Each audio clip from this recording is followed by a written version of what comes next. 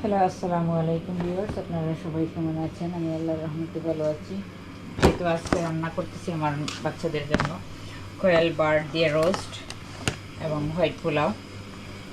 প্রথমে বার্ডগুলোকে আমি ভালোভাবে ধুয়ে পরিষ্কার করে ম্যারিনেট করে নিয়েছিলাম। আদা, রসুন, একটু হলুদ, ধনে, জিরে দিয়ে। তো এখন এটাকে তেলের মধ্যে ফ্রাই করব। ওর সঙ্গে এতে আমি 2 চামচ ঘি অ্যাড করেছি, হোমমেড ঘি।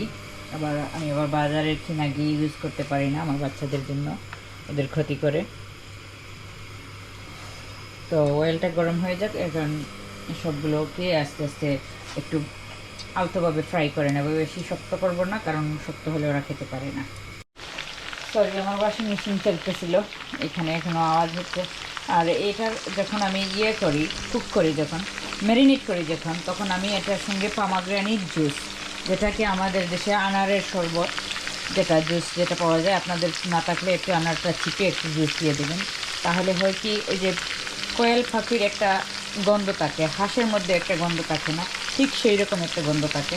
তো যদি এই জুসটার সঙ্গে ইউজ করেন ম্যারিনেশনের সময়, তাহলে এই গন্ধটা একদম চলে যায়। এটা খেতে কিন্তু একদম চিকেনের মতো লাগবে। তখন আর টেস্টের মধ্যে একটা গন্ধ থাকে, যে এই গন্ধটা একদম চলে যাবে। আপনারা ট্রাই করে দেখেন, এই ট্রিকটা ইউজ করে দেখবেন এটা কত ডিফারেন্ট লাগে খেতে। বিনস দিয়ে, এই যে এখানে আমি বিনস দিয়ে রান্না করতেছি, প্রন দিয়ে বিনস। এটা খুব মজা হয়, ছোটো ছোটো প্রন, এগুলো কিন্তু এখানে পাওয়া যায়। খুব মজা হয় বিনস দিয়ে খেতে। যে কোনো তরকারির মধ্যে প্রনটা দিলে খুব মজা লাগে। আর এখানে টক রান্না করতেছি আম দিয়ে। আর এই তো এটার পেঁয়াজটা রেডি করতেছি, রোস্টের সসটা রেডি করে নিচ্ছি। পেঁয়াজটা গালিয়ে নিয়ে এতে আদা, রসুন, দারুচিনি, এলাচ এসবগুলো মশলা দিয়ে দেবো, গরম মশলা যেগুলো। এই তো এখন সবগুলো মশলা থেকে অল্প অল্প পরিমাণে আমি একটু হলুদ দেব। এই যে দেখুন, অল্প পরিমাণে হলুদ, মরিচের গুঁড়ো, অল্প মরিচের গুঁড়ো, এই ধনে দিয়ে একটু ধনে,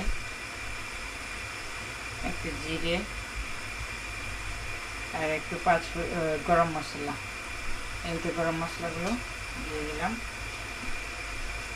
দারুচিনি, এলাচের গুঁড়ো, তেজপাতা,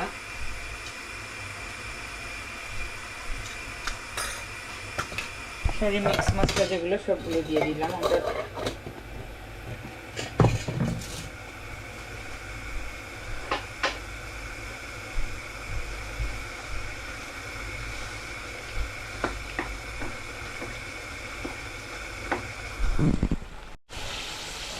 এই তো মশলাটাকে এভাবে ভুনে নিচ্ছি, ভালো করে কষিয়ে নিচ্ছি।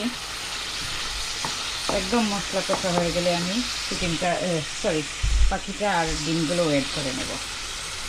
এইটা আমি 2 চামচ দই নিলাম, আর সঙ্গে 1 চামচ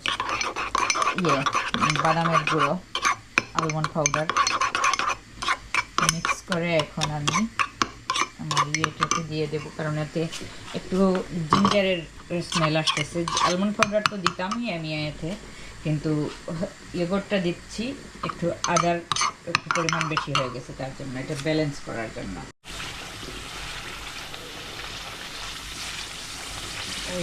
দইটা দেওয়ার পরে এটাকে এভাবে ভালোভাবে দইটাকে ফাটিয়ে দিতে হয়। বাদামের সঙ্গে মিক্স করে দিলাম, তার জন্য এটা ছিঁড়া হয় নাই, তা না হলে একটু ছিঁড়া ভাব হয়ে যাবে। তো এখন আমি ফাঁকিগুলো অ্যাড করবো। তারপরে ডিমটাও সিদ্ধ হয়ে গেছে 20 মিনিটের মতো। সবগুলো অ্যাড করে আমি ঢেকে রাখবো 10 মিনিটের জন্য। এটা দিয়ে আমি চুলার মধ্যে এভাবে বসিয়ে রেখে দিলাম।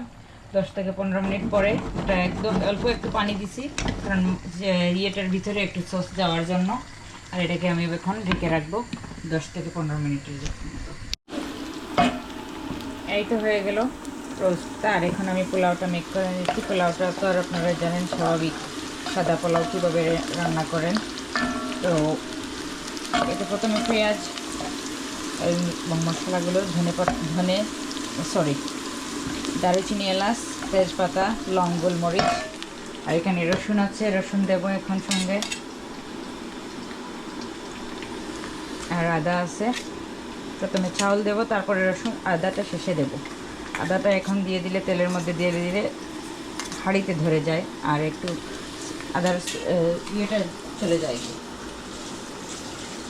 ঘ্রাণটা কমে যায়। আমি সাধারণত চালের মধ্যে দিই। চালটা দেওয়ার পরে